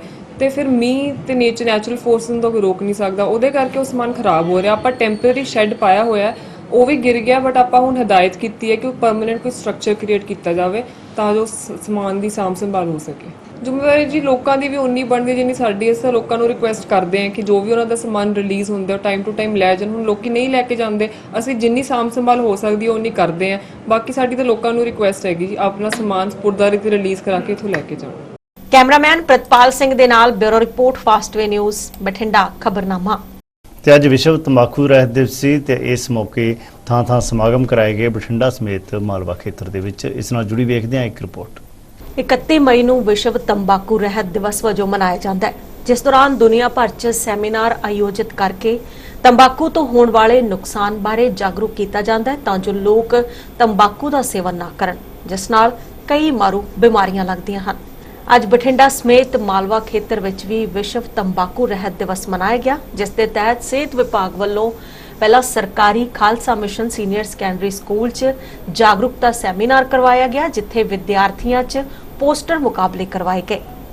ਇਹਨਾਂ ਪੋਸਟਰਾਂ ਰਾਹੀਂ ਵਿਦਿਆਰਥੀਆਂ ਨੇ ਤੰਬਾਕੂ ਦੇ ਸੇਵਨ ਤੋਂ ਬਚਣ ਲਈ ਜਾਗਰੂਕਤਾ ਸੁਨੇਹੇ ਦਿੱਤੇ ਤੇ ਪ੍ਰਣ ਲਿਆ ਕਿ ਉਹ ਖੁਦ ਵੀ ਤੰਬਾਕੂ ਤੋਂ ਦੂਰ ਰਹਿਣਗੇ ਤੇ ਨਾਲ ਹੀ ਹੋਰਨਾਂ ਲੋਕਾਂ ਨੂੰ ਵੀ ਜਾਗਰੂਕ ਕਰਨਗੇ। ਅੱਜ ਦਾ ਥੀਮ ਬੇਸਿਕਲੀ ਪੈਸਿਵ ਸਮੋਕਿੰਗ ਦੇ ਉੱਪਰ ਹੈ। ਅੱਜ ਵਰਲਡ ਟobacco ਡੇ ਵਾਲੇ ਦਿਨ ਆਪਣਾ ਵਰਲਡ ਨੋ ਟobacco ਡੇ ਵਾਲੇ ਦਿਨ ਆਪਣੀ ਥੀਮ ਇਹ ਹੈ ਕਿ ਪੈਸਿਵ ਸਮੋਕਿੰਗ ਉਨੀ ਹੀ ਹਾਰਮਫੁਲ ਹੈ ਜਿੰਨੀ ਐਕਟਿਵ ਸਮੋਕਿੰਗ। ਪੈਸਿਵ ਸਮੋਕਿੰਗ ਦਾ ਮਤਲਬ ਹੈ ਜਿਹੜਾ ਬੰਦਾ ਸਮੋਕ ਕਰਦਾ ਹੈ ਉਹਦੀ ਵਿਸਿਨਿਟੀ ਦੇ ਵਿੱਚ ਜਿਹੜੇ ਲੋਕ ਬੈਠੇ ਹੈ, ਜਿਹੜੇ ਉਹਦੇ ਵਰਨਿੰਗ ਐਂਡ ਤੋਂ ਸਿਗਰਟ ਦੇ ਸਮੋਕ ਨਿਕਲਦਾ ਹੈ, ਉਹ ਵੀ ਸਾਰੇ ਇਨਹੇਲ ਕਰ ਰਹੇ ਹੈ, ਜਿਹਦਾ ਕਿ ਉਹਨਾਂ ਦੀ ਹੈਲਥ ਤੇ ਕਾਫੀ ਇਫੈਕਟ ਪੈਂਦਾ ਹੈ। ਸੋ ਇਸ ਕਰਕੇ ਸਿਰਫ ਜਿਹੜਾ ਸਮੋਕ ਕਰ ਰਿਹਾ ਹੈ ਉਹਨੂੰ ਕੱਲੀ ਨੂੰ ਉਹਦੀ ਹੈਲਥ ਨਹੀਂ ਇਫੈਕਟ ਹੁੰਦੀ ਸਮੋਕਿੰਗ ਨਾਲ, ਬਲਕਿ ਜਿਹੜੇ ਉਹਦੇ ਵਿਸਿਨਿਟੀ ਦੇ ਵਿੱਚ ਵੀ ਲੋਕ ਹੈ ਉਹਨਾਂ ਦੀ ਹੈਲਥ ਤੇ ਵੀ ਉਨਾ ਹੀ ਡੇਂਜਰਸ ਇਫੈਕਟਸ ਹੁੰਦੇ ਹੈ। ਉਹ ਉਹਨਾਂ ਲਈ ਵੀ ਉਨਾ ਹੀ ਕਾਰਸੀਨੋਜੈਨਿਕ ਹੈ ਜਿੰਨਾ ਪ੍ਰਾਇਮਰੀ ਸਮੋਕਰ ਲਈ ਹੈ। ਇੱਥੇ ਸਕੂਲੀ ਵਿਦਿਆਰਥੀਆਂ ਨੇ ਸਿਹਤ ਵਿਭਾਗ ਦੇ ਇਸ ਉਪਰਾਲੇ ਲਈ ਸਿਹਤ ਵਿਭਾਗ ਦੀ ਟੀਮ ਦਾ ਧੰਨਵਾਦ ਕੀਤਾ। ਅੱਜ ਸਾਡੇ ਖਾਲਸਾ ਪਬਲਿਕ ਸਕੂਲ ਵਿੱਚ ਸਿਹਤ ਵਿਭਾਗ ਦੀ ਟੀਮ ਆਈ ਹੈ। ਉਹਨਾਂ ਨੇ ਨੋ ਤੰਬਾਕੂ ਦਿਵਸ ਅੱਜ 31 ਤਰੀਕ ਹੈ ਉਹ ਮਨਾਇਆ ਗਿਆ ਹੈ। ਉਸ ਵਿੱਚ ਉਹਨਾਂ ਨੇ ਸਾਨੂੰ ਹਿੱਸਾ ਲੈਣ ਲਈ ਕਿਹਾ ਸੀ ਤੇ ਮੇਰੀ ਫਸਟ ਪੋਜੀਸ਼ਨ ਆਈ ਹੈ, ਇਹ ਥਰਡ ਪੋਜੀਸ਼ਨ ਤੇ ਆਇਆ ਜੀ।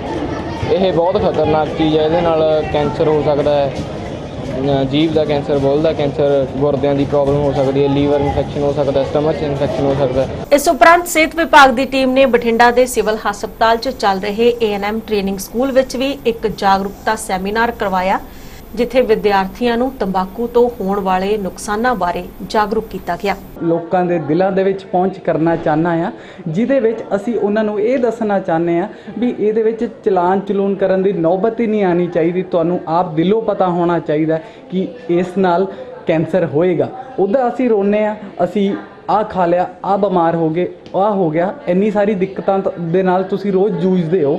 ਜਿਹੜੀਆਂ ਬਿਮਾਰੀਆਂ ਤੇ ਸਾਡਾ ਕੰਟਰੋਲ ਨਹੀਂ ਹੈਗਾ, ਅਸੀਂ ਉਹਨਾਂ ਵਾਸਤੇ ਦਵਾਈਆਂ ਲੈਣ ਜਾਂਦੇ ਆ ਤੇ ਆਹ ਬਿਮਾਰੀ ਹੈ ਜਿਹਦੇ ਵਾਸਤੇ ਤੁਸੀਂ ਆਹ ਪੈਸੇ ਖਰਚ ਰਹੇ ਹੋ ਤੇ ਤੁਸੀਂ ਇੱਕ ਬਿਮਾਰੀ ਲੈ ਕੇ ਆ ਰਹੇ ਹੋ। ਜਦੋਂ ਲੋਕਾਂ ਨੂੰ ਇਸ ਬਾਰੇ ਜਾਗਰੂਕ ਕਰ ਦਿੱਤਾ ਜਾਏਗਾ।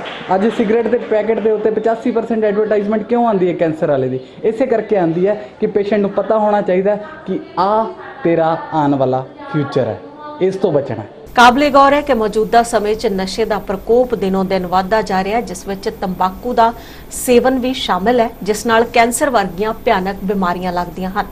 ਇਸ ਲਈ ਸਿਹਤ ਵਿਭਾਗ ਨੂੰ ਚਾਹੀਦਾ ਹੈ ਕਿ ਉਹ ਸਮੇਂ-ਸਮੇਂ ਤੇ ਅਜਿਹੇ ਜਾਗਰੂਕਤਾ ਸੈਮੀਨਾਰ ਕਰਵਾਵੇ ਤਾਂ ਜੋ ਵੱਧ ਤੋਂ ਵੱਧ ਲੋਕਾਂ 'ਚ ਜਾਗਰੂਕਤਾ ਫੈਲਾਈ ਜਾ ਸਕੇ। ਕੈਮਰਾਮੈਨ ਪ੍ਰਦੀਪ ਰਾਜ ਦੇ ਨਾਲ bureau report Fastway news Bathinda ਖਬਰਨਾਮਾ। ਬੋਰਵੈਲ 'ਚ ਡਿੱਗਣ ਨਾਲ ਹਲੇ ਪਿਛਲੇ ਦਿਨੀ ਇੱਕ ਹੋਰ ਮਾਸੂਮ ਦੀ ਜਾਨ ਚਲੀ ਗਈ ਸੀ। ਉਸ ਤੋਂ ਬਾਅਦ ਪੰਜਾਬ ਸਰਕਾਰ ਵੱਲੋਂ ਸਖਤ ਹੁਕਮ ਜਾਰੀ ਕੀਤੇ ਗਏ ਸੀ ਕਿ ਕਿਤੇ ਵੀ ਬੋਰਵੈਲ ਖੁੱਲ੍ਹਾ ਨਹੀਂ ਹੋਣਾ ਚਾਹੀਦਾ, ਪਰ ਜਲਾਲਾਬਾਦ ਤੋਂ ਇੱਕ ਅਜਿਹੀ ਖਬਰ ਹੈ ਜਿੱਥੇ ਹੁਕਮ ਅਦੂਲੀ ਹੋ ਰਹੀ ਹੈ। ਆਏ ਦਿਨ ਕਿਤੇ ਨਾ ਕਿਤੇ ਅਜਿਹੀਆਂ ਘਟਨਾਵਾਂ ਵਾਪਰਦੀਆਂ ਹਨ ਜਿੱਥੇ ਖੁੱਲੇ ਹੋਏ ਬੋਰਵੈਲਾਂ 'ਚ ਬੱਚੇ ਡਿੱਗਣ ਦੇ ਮਾਮਲੇ ਸਾਹਮਣੇ ਆਉਂਦੇ ਹਨ ਤੇ ਹੁਣ ਤੱਕ ਕਈ ਬੱਚਿਆਂ ਦੀਆਂ ਇਸ ਦੌਰਾਨ ਜਾਨਾਂ ਵੀ ਜਾ ਚੁੱਕੀਆਂ ਹਨ, ਪਰ ਬਾਵਜੂਦ ਇਸ ਤੇ ਖੁੱਲੇ ਬੋਰਵੈਲਾਂ ਤੇ ਕੋਈ ਕਾਰਵਾਈ ਨਹੀਂ ਕੀਤੀ ਜਾਂਦੀ।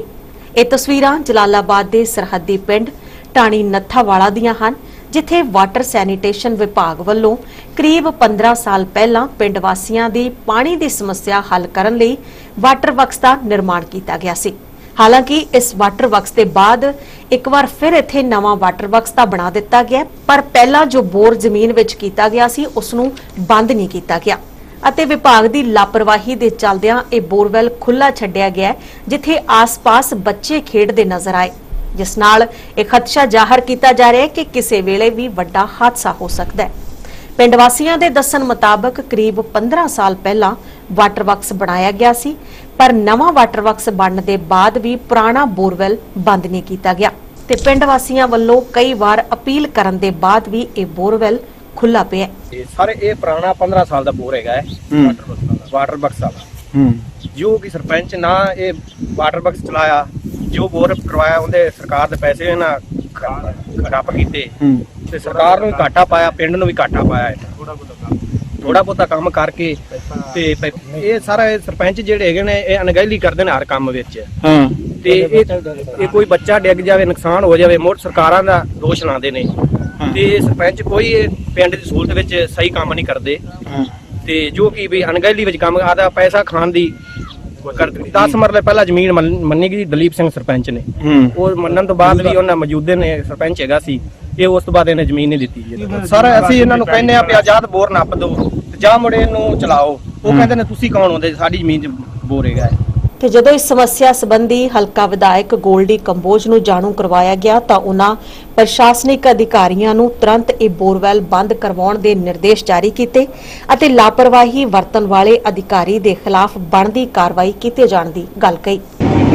ਮੈਨੂੰ ਜਿੰਨੇ ਪਤਾ ਲੱਗਾ ਮੈਕਸਿਮ ਸਾਹਿਬ ਨੂੰ ਵੀ ਬਹੁਤ ਵਾਰ ਵਾਟਰ ਸਪਲਾਈ ਸੈਂਟਰ ਡਿਪਾਰਟਮੈਂਟ ਵੀ ਭੇਜਿਆ, ਜੇ ਉਹਨਾਂ ਨੇ ਨਹੀਂ ਬੰਦ ਕੀਤਾ ਤਾਂ ਜਲਦੀ ਕਾਰਵਾਈ ਹੋ ਜੂਗੀ, ਪੋਲੀਟੀਕਲ ਬੰਦ ਹੋ ਗਿਆ। ਕੋਈ ਜ਼ਿੰਮੇਵਾਰ ਹੋਊਗਾ ਉਹਦੀ ਸਜ਼ਾ ਉਹਨੂੰ ਜ਼ਰੂਰ ਮਿਲੇਗੀ, ਪਰ ਮੇਰੀ ਇਹ ਬੇਨਤੀ ਹੈ ਵੀ ਜੇ ਕੋਈ ਇਹੋ ਜਿਹੀ ਗੱਲ ਹੈ ਤਾਂ ਜ਼ਰੂਰ ਧਿਆਨ 'ਚ ਦੇਣਾ ਚਾਹੀਦਾ ਤਾਂ ਕਿ ਕੋਈ ਵੱਡਾ ਹਾਦਸਾ ਨਾ ਹੋਵੇ। ਜਲਾਲਾਬਾਦ ਤੋਂ ਅਰਵਿੰਦਰ ਤਨੇਜਾ ਦੇ ਨਾਲ bureau report Fastway news Bathinda ਖਬਰਨਾਮਾ। ਤੇ ਖਬਰ ਤਪਾ ਮੰਡੀ ਤੋਂ ਹੈ, ਜਿੱਥੇ ਇੱਕ ਪ੍ਰਵਾਸੀ ਮਜ਼ਦੂਰ ਦੀ ਲਾਸ਼ ਭੇਦ ਭਰੇ ਹਾਲਾਤਾਂ 'ਚ ਮਿਲੀ ਹੈ। ਤਪਾ ਮੰਡੀ ਨੇੜਲੇ ਪਿੰਡ ਢਿਲਮਾ ਰੋਡ ਤੇ ਪਲਾਸਟਿਕ ਫੈਕਟਰੀ 'ਚ ਇੱਕ ਪ੍ਰਵਾਸੀ ਮਕੈਨਿਕ ਦੀ ਲਾਸ਼ ਭੇਦ ਭਰੇ ਹਾਲਾਤਾਂ 'ਚ ਮਿਲੀ ਹੈ। ਮ੍ਰਿਤਕ ਪ੍ਰਵਾਸੀ ਵਿਅਕਤੀ ਰਵੀ ਕੁਮਾਰ, ਜੋ ਕਿ ਬਿਹਾਰ ਦਾ ਰਹਿਣ ਵਾਲਾ ਸੀ, ਉਸਦੇ ਪਰਿਵਾਰਕ ਮੈਂਬਰਾਂ ਨੇ ਇਲਜ਼ਾਮ ਲਗਾਏ ਹਨ ਕਿ ਇਹ ਮਾਮਲਾ ਕਤਲ ਦਾ ਹੈ, ਜਿਸ ਨੂੰ ਖੁਦਕੁਸ਼ੀ ਬਣਾਇਆ ਜਾ ਰਿਹਾ ਹੈ।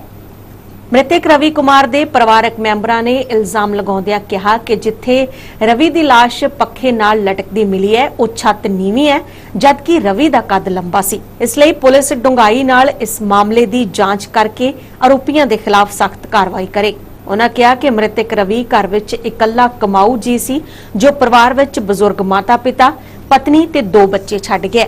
जी, जैसा कि हमें पता लगा कि हमारे भाई के साथ एक ऐसा हादसा हुआ है, जो कि हम उसको आज से नहीं बचपन से जानते हैं कि वो ऐसा नहीं कर सकता, क्योंकि उसका घर परिवार है, 2 छोटे छोटे बच्चे हैं। कम से कम बच्चे के बारे में तो सोचता। 2 लोग इसके साथ, जो भी इसके कारीगर है, जो भी मालिक है, जो भी है, वो कुछ और कह रहे हैं। हम चाहते हैं कि पूरी जाँच हो और हमें इंसाफ मिले और थोड़ी आर्थिक सहायता हमें करी जाए, ताकि उसके बच्चे हैं जो थोड़ा सा, और उनकी जो मिसिस है वो थोड़े आगे थोड़ा अपने आप को संभाल सकें। बाकी हम ये चाहते हैं कि जांच पूरी हो और जो भी इसका दोषी है उसको सज़ा मिलनी चाहिए, क्योंकि वो बहुत दूर से आया था। 1500 किलोमीटर कोई कम नहीं होता है। और बाकी मैं चाहता हूँ कि जाँच हो, बस इंसाफ मिलना चाहिए हमें। ਦੂਜੇ ਪਾਸੇ ਫੈਕਟਰੀ ਮਾਲਕ ਨੇ ਸਾਰੇ ਇਲਜ਼ਾਮਾਂ ਨੂੰ ਸਿਰੇ ਤੋਂ ਨਕਾਰਦਿਆਂ ਇਸ ਘਟਨਾ ਨੂੰ ਖੁਦਕੁਸ਼ੀ ਦੱਸਿਆ। ਸਾਡੇ ਕੋਲ ਮੁੰਡਾ ਜਿਹੜਾ ਰਵੀ ਕੁਮਾਰ, ਜੋ ਬਿਹਾਰ ਤੋਂ ਇੱਥੇ ਕੰਮ ਕਰਦਾ ਸੀ, ਉਹ ਕੁਝ ਕੁ ਦਿਨ ਪਹਿਲਾਂ ਹੀ ਸਾਡੇ ਕੋਲ ਡੇਲੀ ਬੇਸ ਤੇ ਆਇਆ ਸੀ। ਉਹ ਕਹਿੰਦਾ ਬਾਊ ਜੀ ਸਾਡੇ ਤੋਂ ਕੰਮ ਕਰਵਾ ਕੇ ਦੇਖ ਲਓ। ਉਸ ਤੋਂ ਬਾਅਦ ਮਤਲਬ ਕਿ ਅਸੀਂ ਉਸ ਨੂੰ ਸੋਚਿਆ ਸੀ ਵੀ ਚਲੋ ਰੈਗੂਲਰ ਕਰ ਲਾਂਗੇ। ਪਰ ਸਾਨੂੰ ਨਹੀਂ ਪਤਾ ਸੀਗਾ ਵੀ ਇਦਾਂ ਦਾ ਕੋਈ ਭਾਣਾ ਵਰਤ ਜਾਏਗਾ। ਕੱਲ ਸਵੇਰ ਸਾਡੇ ਕੋਲ ਲੇਬਰ ਦਾ ਫੋਨ ਗਿਆ ਵੀ ਐਂ ਕਰਕੇ ਰਵੀ ਨੇ ਮਤਲਬ ਕਿ ਪੱਖੇ ਨਾਲ ਲਟਕੇ ਫਾਹਾ ਲੈ ਲਿਆ, ਤੇ ਸਾਨੂੰ ਇਸ ਗੱਲ ਦੇ ਬਾਰੇ ਕੁਝ ਨਹੀਂ ਪਤਾ। ਅਸੀਂ ਚਾਹੁੰਦੇ ਹਾਂ ਵੀ ਮਤਲਬ ਕਿ ਪ੍ਰਸ਼ਾਸਨ ਇਸ ਚੀਜ਼ ਦੀ ਬਰੀਕੀ ਨਾਲ ਜਾਂਚ ਕਰੇ ਤੇ ਜੋ ਦੋਸ਼ੀ ਆ ਉਸ ਨੂੰ ਸਖਤ ਤੋਂ ਸਖਤ ਸਜ਼ਾ ਦਿੱਤੀ ਜਾਵੇ। ਐਸਐਚਓ ਤਪਾ ਮੰਡੀ ਨੇ ਦੱਸਿਆ ਕਿ ਮ੍ਰਿਤਕ ਦੇ ਪਰਿਵਾਰਕ ਮੈਂਬਰਾਂ ਦੇ ਬਿਆਨਾਂ ਦੇ ਆਧਾਰ ਤੇ ਮਾਮਲਾ ਦਰਜ ਕਰ ਲਿਆ ਗਿਆ ਹੈ ਤੇ ਜਾਂਚ ਦੌਰਾਨ ਜੋ ਵੀ ਤੱਥ ਸਾਹਮਣੇ ਆਉਣਗੇ ਉਹਨਾਂ ਦੇ ਆਧਾਰ ਤੇ ਬਣਦੀ ਕਾਰਵਾਈ ਕੀਤੀ ਜਾਏਗੀ। ਹਾਂਜੀ, ਇਹ ਪ੍ਰਵਾਸੀ ਮਜ਼ਦੂਰ ਸੀਗਾ ਜੀ, ਫੈਕਟਰੀ ਦੇ ਵਿੱਚ ਕੰਮ ਕਰਦਾ ਸੀ। ਸਾਨੂੰ ਮਾਰਨਿੰਗ ਇਤਲਾਹ ਮਿਲੀ ਸੀ ਕਿ ਰਾਤ ਟਾਈਮ ਅਚਾਨਕ ਇਹਨੇ ਸੁਸਾਈਡ ਕਰ ਲਿਆ ਤੇ ਇਹਦੇ ਵਾਰਸਾਂ ਨੂੰ ਬੁਲਾ ਲਿਆ ਤੇ ਉਹਨਾਂ ਨੇ ਆਪਣੇ ਤੌਰ ਤੇ ਵੈਰੀਫਾਈ ਕਰ ਲਿਆ।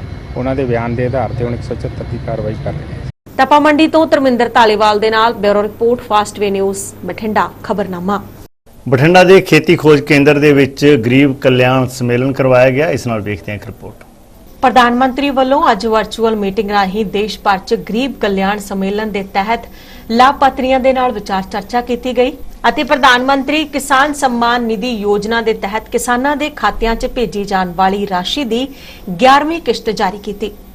ਇਸ ਸੰਬੰਧੀ ਅੱਜ ਬਠਿੰਡਾ ਦੇ ਕ੍ਰਿਸ਼ੀ ਵਿਗਿਆਨ ਕੇਂਦਰ ਵਿੱਚ ਵੀ ਇੱਕ ਸੈਮੀਨਾਰ ਦਾ ਆਯੋਜਨ ਕਰਕੇ ਲਾਭਪਾਤਰੀ ਕਿਸਾਨਾਂ ਤੇ ਕਿਸਾਨ ਔਰਤਾਂ ਨੂੰ ਕੇਂਦਰ ਸਰਕਾਰ ਦੀਆਂ ਇਨ੍ਹਾਂ ਸਕੀਮਾਂ ਦਾ ਲਾਹਾ ਲੈਣ ਲਈ ਜਾਗਰੂਕ ਕੀਤਾ ਗਿਆ। ਪ੍ਰਧਾਨ ਮੰਤਰੀ ਮਾਨਯੋਗ ਪ੍ਰਧਾਨ ਮੰਤਰੀ ਨਰਿੰਦਰ ਮੋਦੀ ਜੀ ਵੱਲੋਂ ਜੋ ਅੱਛੇ ਮੇਲੇ ਵਿਖੇ ਪਹੁੰਚ ਰਹੇ ਨੇ ਤੇ ਜਿਹਦੇ ਵਿੱਚ ਜਿਹੜੀ ਆਪਣੇ PM ਕਿਸਾਨ ਸਨਮਾਨ ਨਿਧੀ ਯੋਜਨਾ ਦੇ ਵਿੱਚ 2000 ਰੁਪਏ ਆਪਣਾ 6000 ਰੁਪਏ ਸਾਲ ਦੇ ਵਿੱਚ ਕਿਸਾਨਾਂ ਨੂੰ ਦੇਣਾ ਹੈ, ਉਹਦੀ 11ਵੀਂ ਕਿਸ਼ਤ ਰਿਲੀਜ਼ ਕਰਨੀ ਹੈ, ਜਿਹਦੇ ਵਿੱਚ 21000 ਕਰੋੜ ਰੁਪਏ ਕਿਸਾਨਾਂ ਦੇ ਖਾਤਿਆਂ 'ਚ ਚਲਾ ਜਾਣਾ ਹੈ। ਕਿਉਂਕਿ ਇਹ ਸਕੀਮਾਂ ਜਿਹੜੀਆਂ ਵੱਖ-ਵੱਖ ਸਕੀਮਾਂ ਜਿਹਦੇ ਵਿੱਚ ਗਰੀਬ ਕਲਿਆਣ ਯੋਜਨਾ ਦੇ ਅਧੀਨ ਆਉਂਦੀਆਂ ਨੇ, ਜਿਵੇਂ ਕਿ ਜਿਹੜੇ ਵਿਚਾਰੇ ਬੇਸਹਾਰੇ ਮਜ਼ਦੂਰ ਹੈ, ਗਰੀਬ ਰਿਕਸ਼ਿਆਂ ਵਾਲੇ, ਸੜਕਾਂ ਤੇ ਬੈਠੇ ਹੈ ਮਜ਼ਦੂਰ ਆ, ਉਹਨਾਂ ਨੂੰ 500 ਰੁਪਏ ਉਹਨਾਂ ਦੇ ਖਾਤਿਆਂ 'ਚ ਪ੍ਰਤੀ ਮਹੀਨਾ ਜਿਹੜਾ ਪਾਇਆ ਜਾਣਾ ਹੈਗਾ। ਕਿਉਂਕਿ ਆਪਾਂ ਦੇਖਿਆ ਲਾਕਡਾਊਨ ਦੇ ਵਿੱਚ ਬਹੁਤ ਸਾਰੇ ਲੋਕਾਂ ਦਾ ਰੁਜ਼ਗਾਰ ਖੁੱਸ ਗਿਆ ਸੀ ਤੇ ਜਿਹੜੀ ਲੇਬਰ ਸੀ, ਮਾਈਗ੍ਰੈਂਟ ਲੇਬਰ ਜਿਹੜੀ ਯੂਪੀ ਜਾਂ ਬਿਹਾਰ ਤੋਂ ਆਈ ਸੀ, ਉੱਥੇ ਵਾਪਸ ਜਾਣੀ ਸ਼ੁਰੂ ਹੋ ਗਈ ਸੀਗੀ ਤੇ ਉਹਨਾਂ ਕੋਲੇ ਕੋਈ ਧੰਦਾ ਵੀ ਨਹੀਂ ਸੀਗਾ।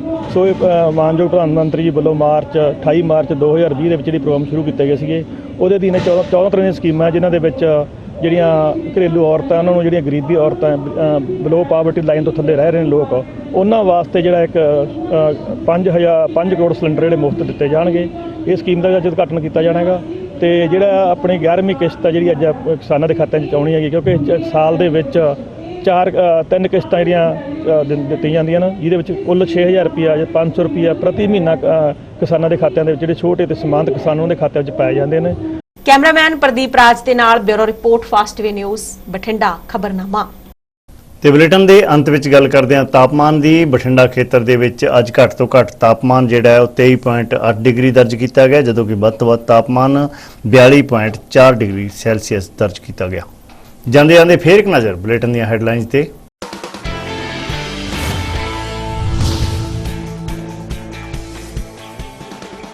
ਸਿੱਧੂ ਮੂਸੇਵਾਲੇ ਦਾ ਉਹਨਾਂ ਦੇ ਜੱਦੀ ਪਿੰਡ ਮੂਸਾ ਵਿਖੇ ਕੀਤਾ ਗਿਆ ਅੰਤਿਮ ਸੰਸਕਾਰ। ਹਜ਼ਾਰਾਂ ਲੋਕਾਂ ਨੇ ਨਮ ਅੱਖਾਂ ਨਾਲ ਦਿੱਤੀ ਅੰਤਿਮ ਵਿਦਾਇਗੀ। ਉਸ ਦੇ ਆਪਣੇ ਟਰੈਕਟਰ 5911 ਤੇ ਨਿਕਲੀ ਅੰਤਿਮ ਯਾਤਰਾ। ਪਿੰਡ ਮੂਸਾ ਵਿੱਚ ਉਮੜਿਆ ਜਨ ਸੈਲਾਬ।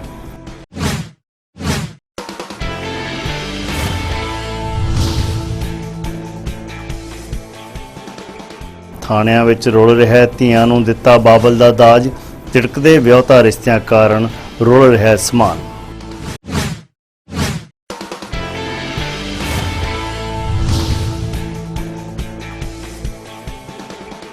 ਮਾਨਸੂਨ ਦਾ ਮੌਸਮ ਸਿਰ ਤੇ ਪੁੱਜਾ, ਡਰੇਨਾਂ ਦੀ ਸਫਾਈ ਨਹੀਂ, ਪਾਣੀ ਦੀ ਮਾਰ ਤੋਂ ਚਿੰਤਤ ਹੋਏ ਲੋਕ, ਸਰਕਾਰਾਂ ਬੇਖਬਰ।